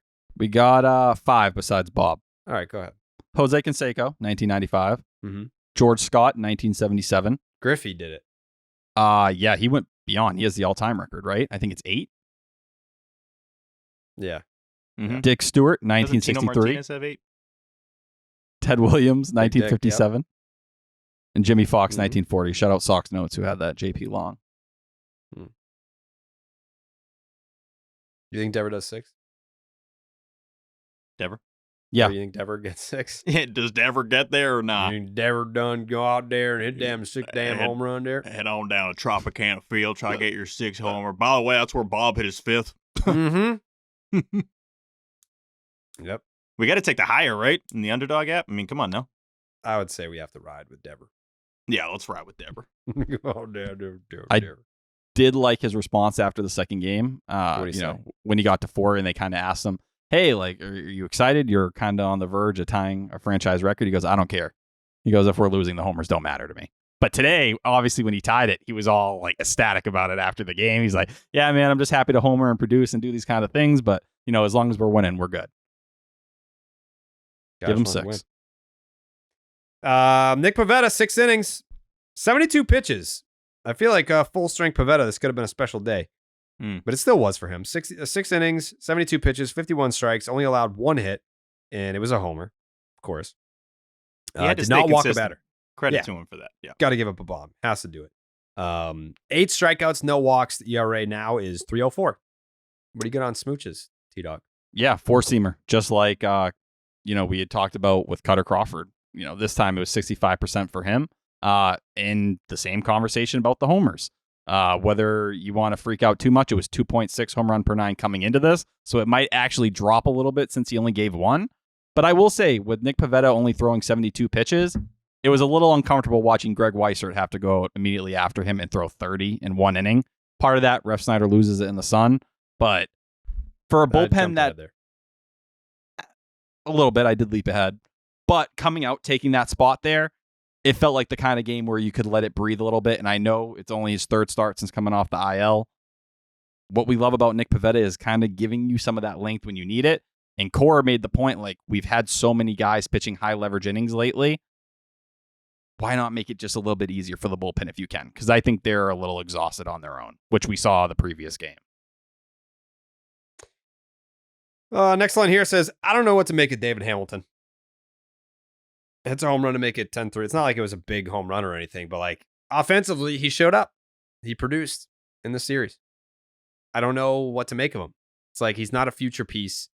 He's not someone where I'm like, oh yeah, you know, if you make some defensive strides, what do we got here? Like, no, like he's kind of a stopgap. He's a fill-in guy, but he's got some pop, and that's he's got some pop. I think he'll have occasional pop, but, you know, big picture, you're not going to need David Hamilton. He did hit 571 this weekend. This dude wanted ketchup. Yeah. I don't know. He's in the running for maybe a packet. Can you get a couple packets if they lose No. the series or no? Mm-mm. I just wanted to check with the committee. But, yeah, I mean, he was only extra base hits, too, which is hilarious. He had 4 hits. They're all extra base hits. Yeah. So, credit to him. Credit to him. Ceddanne Rafaela's defense is special. This is starred. I think this was the only star of the series. That play at shortstop, Oof, diving to sexy. his right. Oof. Very sexy. Red Sox 11, Cardinals 3 for your 23-24 4th place Boston Red Sox. 8-0 on Sundays, boys. This team Yeah. literally is the greatest Sunday team of all time. I think we suck on Fridays. I saw that. I think so. Yeah. I've never seen the MLB Twitter page fuck up that badly. It was What like happened? kind of wild that they put out that it was 7-0 on Sunday. Oh, they put 7-0? Because I Yeah. saw someone in the comments on our Section 10 post put 7-0. I'm like, it's actually 8-0, brother. I think that's where everybody was running with it because someone put right underneath their tweet, you know, circling every single day on Sundays. They're 8-0. They're not 7-0. MLB Yeah, hates the Boston Red Sox. It's a really good account. MLB, there's a lot of accounts that suck out there. MLB is a really good account. That is surprising they would mess up. I don't know if I've ever seen them mess up. I will add, it's a little rude that you didn't mention Dom Smith.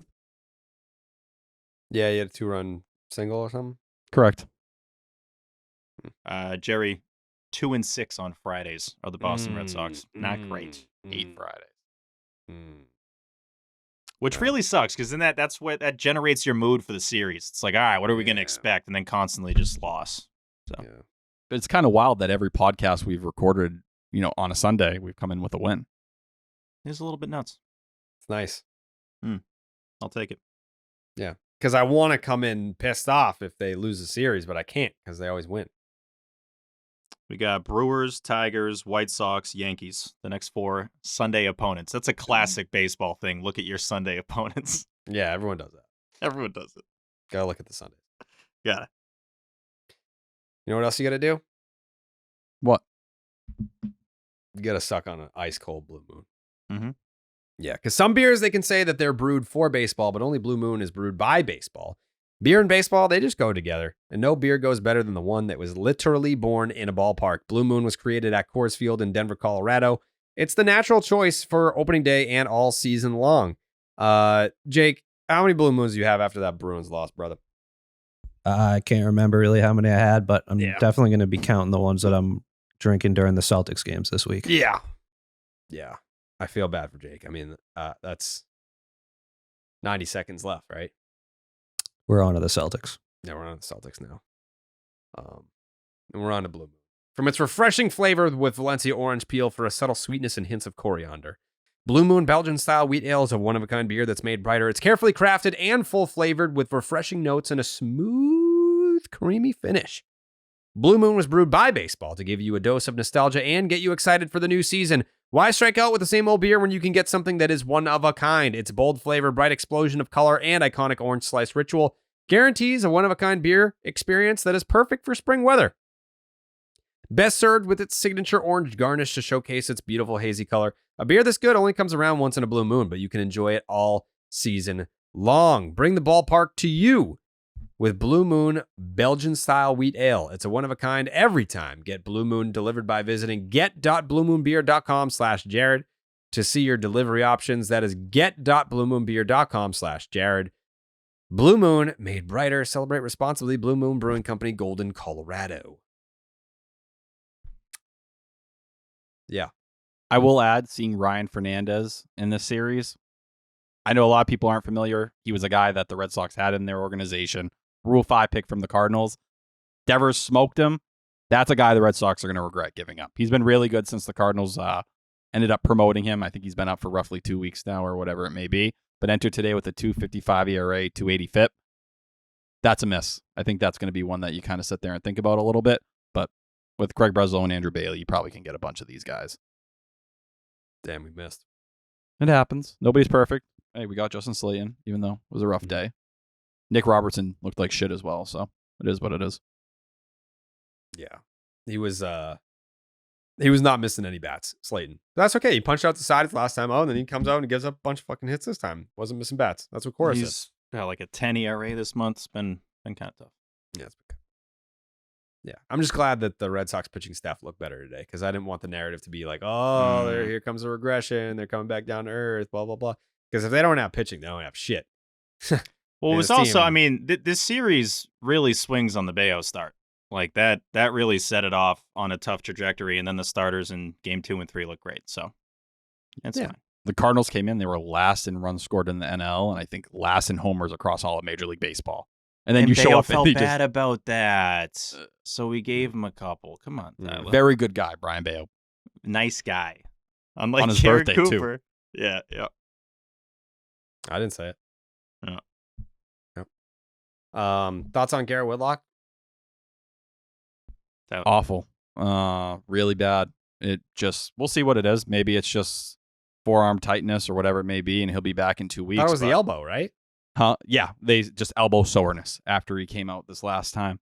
So we'll see whether, it's a forearm tightness, elbow strain, whatever kind of thing they end up characterizing it as. But you look at last year, and as much as I liked what I saw from Garrett Whitlock, there was a reason why I didn't want him in the rotation to start the year. The conversation was go sign a couple guys so you didn't have to. And, just because you can believe with Andrew Bailey that they were going to get him on track, the elbow is now barked 3 times in 12 months. I don't know how else to kind of feel about that, I'm not going to blame Andrew Bailey. Maybe some people will go that route and try to claim it. It existed before Andrew Bailey. So, he made his one rehab start, showed up the next day, and just felt, forearm tightness. That's the way it was described in the article. I hope it's not a Tommy John, but how many times does an elbow bark and you end up lucking out and it's not something more. If I'm the Red Sox, I'm kind of sitting here and it's like, how many times are you going to relive the same thing again? And maybe you escape it this time, but you have to question what you're doing with him going forward. If not, you're not doing your job. I mean, at this point, it's been what, 4 seasons? Yeah, 4 seasons of Garrett Whitlock. This is just who he is. It's part of the Garrett Whitlock experience. He's never going to stay healthy for a full season, and you just have to be happy with what you get. It just is what it is. And people, every time that Garrett Whitlock gets hurt, I feel like everyone just rushes to blame something. Like it's, too many innings out of the bullpen. Oh, you made him a starter. Oh, and then you moved him back to being a reliever, and that's what hurt him. Oh, now it's the sweepers. It's just like it's the dude's body. It is what it is. And I'm not trying to like rip on the guy because I mean there are plenty of players that every year, like it's an extreme example, but like Clayton Kershaw, it's like he's one of the greatest of all time. Injuries are part of it. You're just not gonna. It's been what since like 2017 maybe that he's pitching a full season. You kind of just get what you get and hope for the best. You know that the injury's coming at some point, and you just hope that the innings that he's able to give you are quality innings. And that's the Garrett Whitlock experience. I've accepted it. I don't look to blame anyone, like anyone that's blaming Andrew Bailey. It's like, okay, well, what about all the other times he got hurt? Before Bailey got here. It's just it's who he is. You have to accept it. And I'm just happy to watch him pitch when he's able to get out there. Yeah. It did kind of suck that when it happened, I felt nothing. When I saw the tweet, it was like, oh, well, yeah. That's the fact that we're at that point does kind of suck. But no, I feel for him. Garrett Whitlock's a really good guy, and you want him in the rotation. But yeah, you do expect this, sadly. I think if you're the Red Sox, like you sit there, Kershaw's issues, the guy was the best workhorse in baseball for, the first 10 years of his career where he was out there and you never thought about it. Garrett Whitlock has never even come close to pitching more than half a season as a starter. Yeah. And like with Kershaw, it was miles. With Whitlock, that's it. It's just it's body it's type. The elbow. 10 starts is the most he's made in a season. Yeah. And I've seen some people talk about kind of the way his mechanics and the way he throws are like big, flags of these kind of elbow injuries. And he's had Tommy John already. Like that's the big thing. And that was something the Yankees were concerned with, was how much could that elbow really hold up even post Tommy John and in what kind of role. So if you're the Red Sox right now, you have a guy in Cooper Criswell, obviously not coming off a very good start here. And this is where it hurts the Red Sox because they were hoping to get everyone an extra day of rest this turn through the rotation. That's why part of the reason they gave Houck 112 pitches. They wanted to give him a breather. You're not getting that anymore. Do you got to make a real decision and say, all right, well, maybe we dodge the bullet and Whitlock's only out a month, right? Another month and, he's able to come back and pitch again this year. Do you just say, Cooper Criswell, go do your thing? Dick Fitz is down at AAA. He's pitching. Zach Penrod is lighting it up in AA, looking like this late bloomer that might open a ton of eyes. Do you just say, it didn't work this time? We'll admit defeat on it, and we'll say Slayton and Whitlock, hopefully those are the guys that take over for Kenley and Chris Martin a year from now. Like, those are kind of the relief options you lean on? Maybe.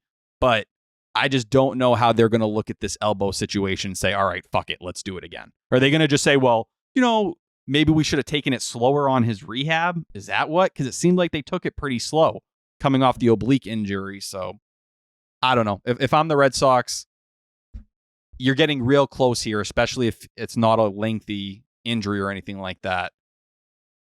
You're getting real close to something really bad happening either way. It feels that way at the very least.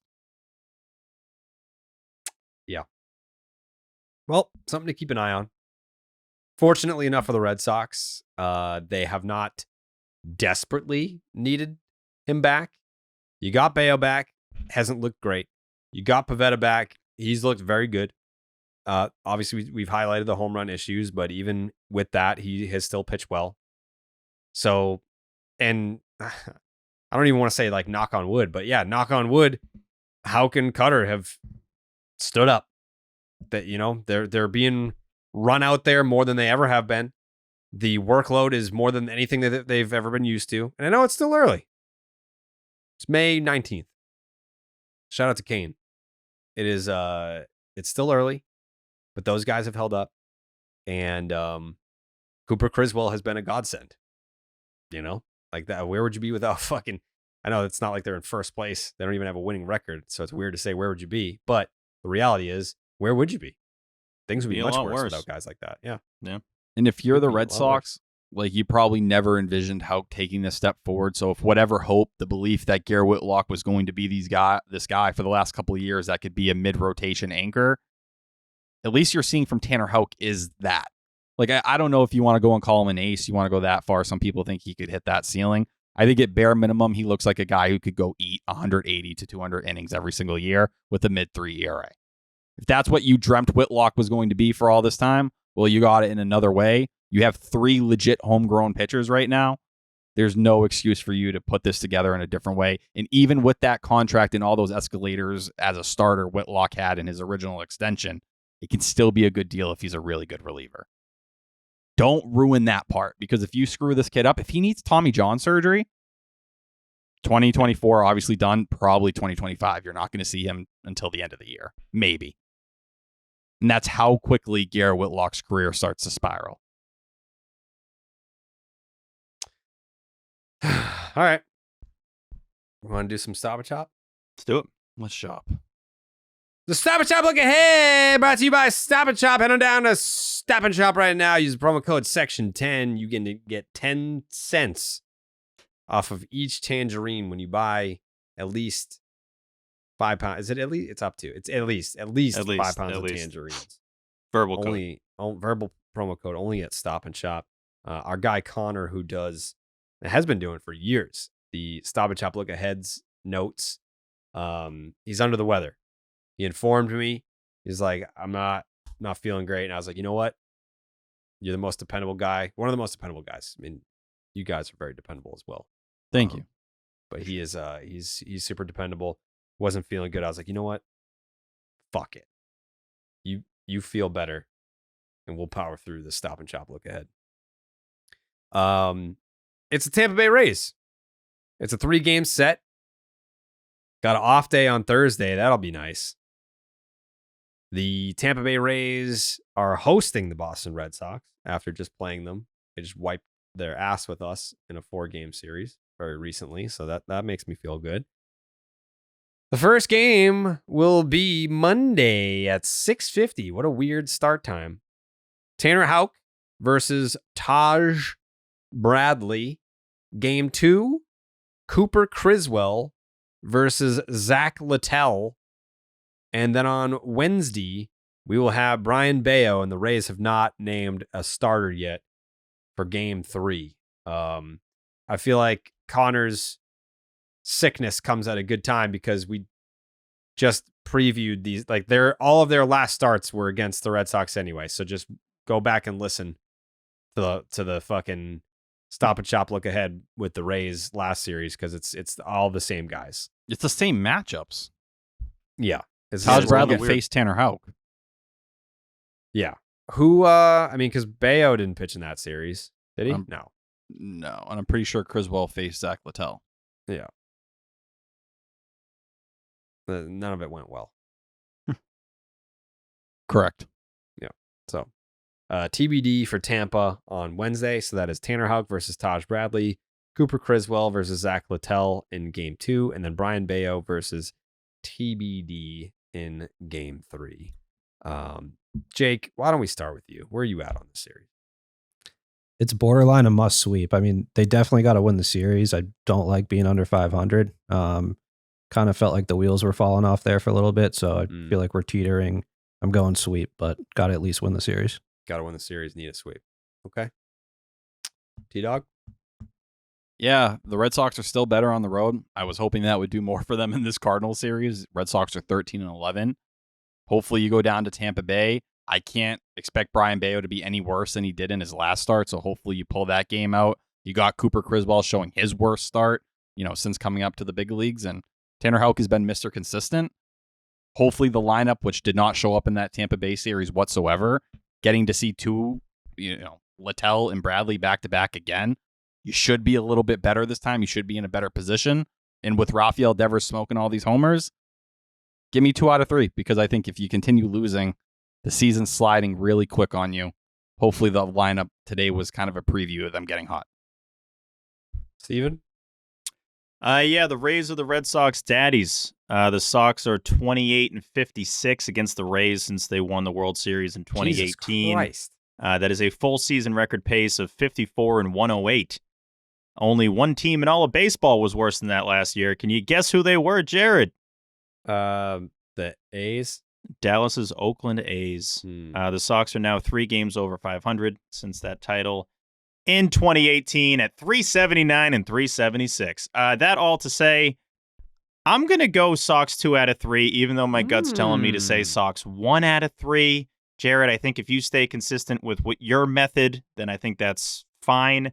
I hope Cooper gets a little bit of revenge there on the Rays in the Trop, and I hope to one day be there when they blow that place up and it no longer exists. Sox 2 out of 3. It's the worst. Oh. Yep. I will say, if things go wrong, I would kind of look at maybe Houck being out of gas on that first day. I'm very curious to see how he responds. Because he was supposed to get 6 days rest, and now he's not. You just immediately got your whole schedule shifted on you. That's a pretty big adjustment. I know. It's still May, though. I think it'll be fine. I didn't want to be right about the card series. I went 1 out of 3 to try to motivate the boys. I'm going to have to run it back. I'm going to go Sox 1 out of 3. Yeah. 1 out of 3 in this one. And if you live in the Florida area and you want to go check out this series, well, the Game Time app will be your friend. Game Time is an authorized ticket marketplace of Major League Baseball, which makes getting tickets faster and easier. Prices on the Game Time app actually go down the closer that it gets to first pitch, with killer last-minute deals, all-in prices, views from your seat, and their lowest price guarantee. Game Time takes the guesswork out of buying MLB tickets. I don't know that you'll have a tough time getting a good seat. I got a feeling that you can get whatever friggin' seat you want for this series on the Game Time app. Yeah, you go down, you download that Game Time app if you're in the St. Pete area, and you might be able to sit in the fucking dugout for like $20. But you won't know unless you download the Game Time app. Start the series finale, baby. They've got great last-minute deals. What? You could start the series finale. They have no one ready to pitch. You could. Yeah, they got no one to pitch for them. Last-minute deals. Save up to 60% off buying last-minute tickets for sports, concerts, comedy, theater, etc. They've got great flash deals. Save even more with exclusive in-app deals on select seats ahead of the game or the event. They've got zone deals. Save even more when you choose a section and you let Game Time choose the seats for you. All-in pricing. Toggling this feature shows the total upfront with no surprise fees at checkout. You can get a panoramic view from your seat in the app before you buy the seats. The lowest price guarantee or Game Time will credit you 110% of the difference. Your purchase is covered with the most flexible customer service policy in the ticketing industry. Take the guesswork out of buying MLB tickets with Game Time. Download the Game Time app, create an account, use the promo code SECTION10. SECTION10. SECTION10 for $20 off your first purchase. Terms apply. Again, create an account and use the promo code SECTION10 for $20 off. Download the Game Time app today. Last minute tickets, lowest price guaranteed. I mean, listen, if you're trying to go to a game or a concert, like, what are we doing here? Come on. It's Don't be stupid. Game Time. Game Time is already giving you the best deal, so you're saving money there. And then we, Section 10, are giving you $20 off with the promo code Section 10. Like, let's go. Let's go to the game. Come on. Mom. I would really love to know what the weather is around the ballpark. I know that there's a dome and everything, but sometimes, Steve, a thunderstorm could strike the building and cause the lights to go out, which has happened in the past. So I want to know, like, hey, if I'm going to the game, do I have a chance of like having the lights go out? Like, that would be crazy. Also, it's very important for folks that are going to the game to know if they need a raincoat walking in to the game. That has some value. Weather Look Ahead is brought to you by Billy's Gummy Bears. Yeah, chew them with your mouth. Monday, like Jerry mentioned, 6:50 p.m. Weird-ass start. They're all 6:50, just for the record there. 85 degrees in St. Pete. It is going to be sunny, clear skies. Really hot, just like it was in Atlanta, just like it was in St. Louis. 0% chance of rain. Tuesday, like I mentioned, 6:50 p.m. Stupid-ass first That's the pitch. Stevie P guarantee. It ain't fucking raining. It ain't raining. I told you here first on Section 10. Yep. 86 degrees on Tuesday. It's going to be Wow. hot again, mostly Humid? sunny. It's going to be humid. Definitely humid. 5% Ooh. chance of rain. So Ooh. Stevie P guarantee is don't worry about that rain now on Tuesday. Okay. Wednesday, series I feel finale. Like you can't really guarantee if it's 5% chance, you can't really guarantee that's. But I guarantee Oh, it's got the fucking Stevie P guarantee. Bada Won't bing. rain. It's all you need. Wednesday Yep. series finale. Once again, one of the dumbest first pitch times you'll ever see. 6:50 p.m. Eastern Standard Time. Oh, 88 yeah. degrees. The hottest Woo! game of the series. Hot in. Inside So the trop, hot in here. it will not be 88 degrees. They played that during the game. Did you hear that? Yeah. They played that during the finale. We said it in the weather look ahead, and then they played Yeah, we it. did, They but it definitely took it from us because we were the only ones that would think about we that. in St. discovered Louis. Nelly. Exactly. Yeah, people forget. Yeah. He was discovered on the 10. Section Yeah. 10 record label, baby. Yeah. So mostly sunny in the finale, 12% chance of rain. So don't even worry about it. I guarantee it Wait. ain't going to rain. 12% chance? Yeah, 12%. So And now it's going up? it is going up, but it's staying low. Mm, Jared, that will do it for your weather look ahead, which is brought to you by Billy's Gummy Bears. Chew them with your mouth. What if it rains, though? What happens to you? Nothing. So you can just throw the Stevie P guarantee on it, and if it doesn't work out, then you just keep I'm your saying job like that? hypothetically nothing happens to me, but I Mhm. know it's not going to rain. Like, I'm not going to be wrong. Well, if you're going to the game and it rains, we need to know about it. Yeah, actually, yeah, let me know. Do let me know. I want to know. You want to know if you miss occasionally, but yeah. Stevie P guarantee. Not going to rain during this series. Stevie P guarantee. Hot eh. Hot. That's a good song. Very good. I'll never forget the first time that Nelly came on the 10 and we were just like, I'm sorry, you do what? Yeah. You're a rapper? Just freestyled for you. Yeah. We put him on just like Joey McFly. Same thing. Yeah, Put that him is on true. too. That is true. I do think he forgets that a little bit. I think he does too. We changed your life. We kind of did. Yeah. I saw him 2 All-Stars ago in L.A. at You say thank you? at the John Boy party. Mm-hmm. I don't believe he knew who I was. Oh, He I'm just also the guy I who don't changed think your life he forever. I don't think he knew who anyone was. He had a few, but He had a few. But yeah, just a reminder, Joes. Yeah. You're welcome. Yeah. I watched a game with him at Fenway in the Green Monster seats. It's a good dude. He's a great hang. Few people put more time into it.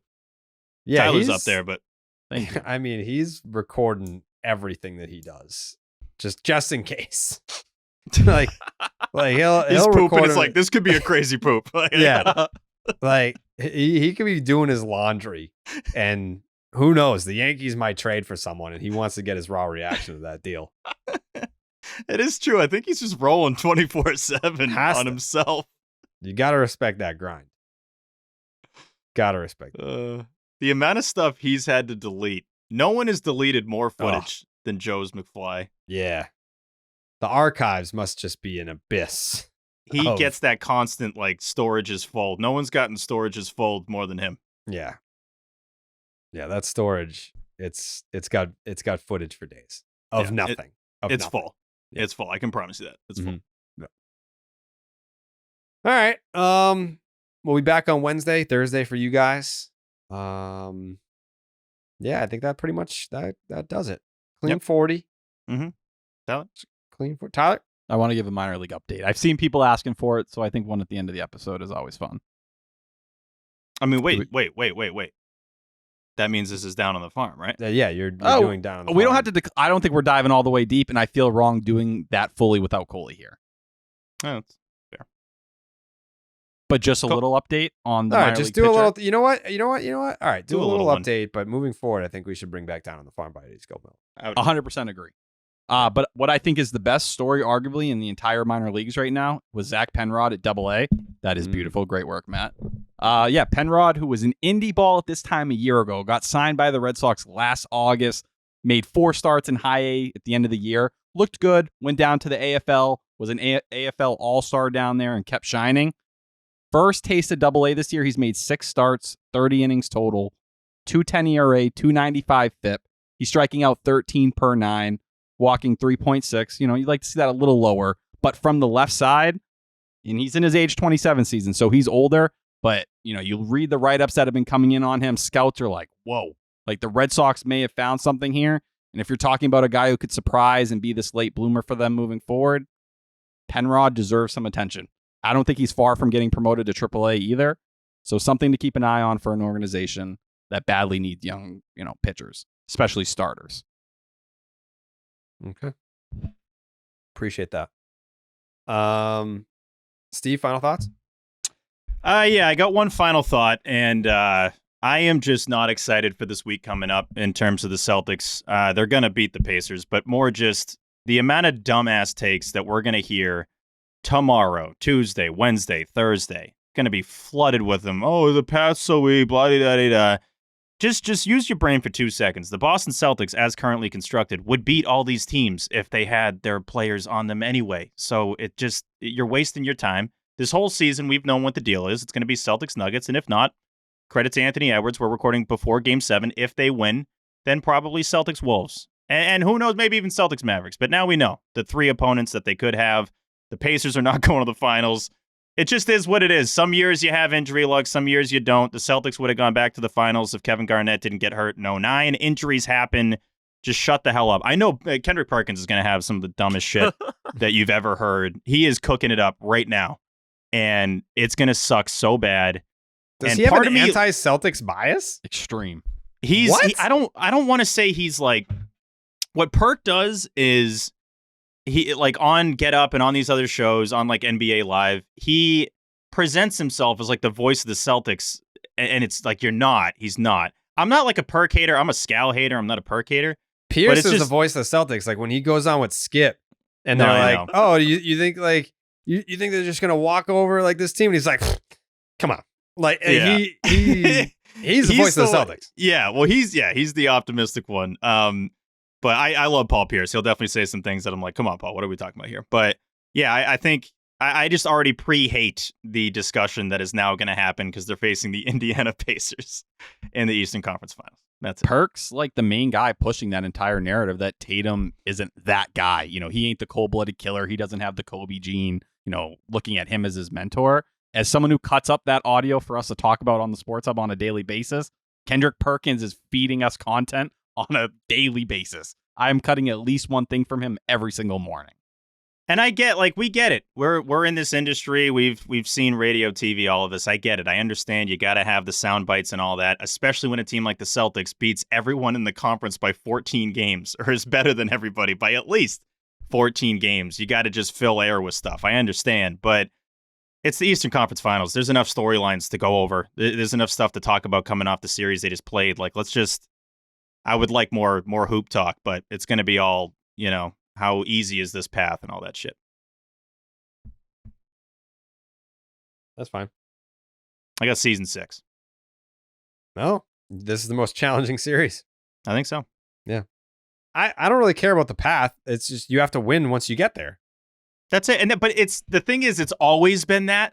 Like the whole year it's been that, but you have shows every day. Yeah. So got a show today, baby. Imagine every day just being like, yeah, well, we'll talk about when they get there. All right, well, that's it. We're gonna head to break now. It's like, no, I get it. You have to fill that time, but there's things to be concerned about with the Celtics. I get it. Like, what's Kristaps gonna look like when he gets back? Can this team get over Denver or whoever? I mean, they would have challenges against Minnesota, but yeah, it's just it drives me through the wall. I hate it, but get ready. It's coming. Yeah, wake me up for the finals. Same. Jake's takes? I got to be honest. I was on the moon for tied in the 8th last night. I took an edible in the 3rd inning, and I was like, no fucking way this thing's going to be tied. And now I'm just realizing, like, tied in the 8th is just changing my life. Like, I just got to build my whole schedule around it. Pull the Steve. Yeah. Yeah, just absolutely classic Steve, just high as hell. Yeah, Steve's always high. Steve rips the bong every time before he gets on. Yeah.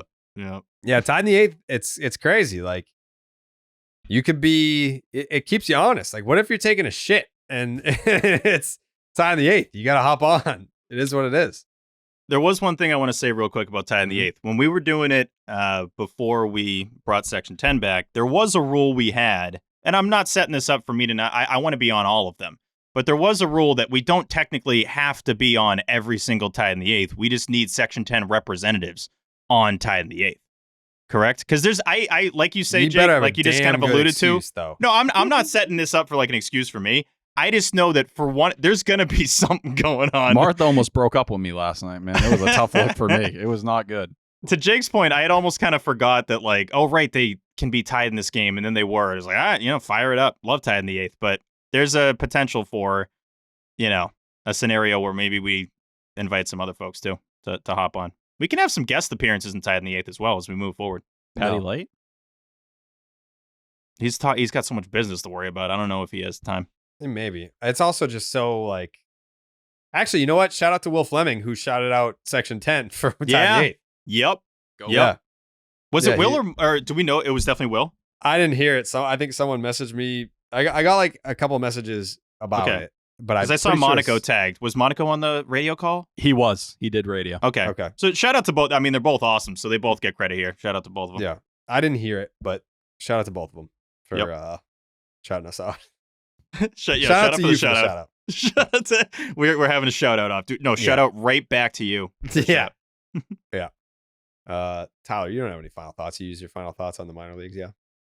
There's a new Tyler Milliken original piece, as everyone likes to see me talking trades. It's looking at Jaron Duran versus Wilyer Abreu. Is that the battle you should pay attention? No. Yep. Hey, we're not even to the point of trading one of them, but you sent it to me earlier, but I think that's when I was eating sushi, so I didn't get a chance to read it yet. I'll read it now. I always love your thoughts. You know that. Yeah. I got great thoughts. The best. Point blank. These right thoughts on my are face. premier. Yeah. Mm-hmm. Okay. Thank you for watching. If that's your choice, thank you for listening. And Clean 40. Coley will be back at the end of the Rays series, so do not fret. We'll be back in a few days. Love you guys. Bye-bye. Buenas noches, amigos.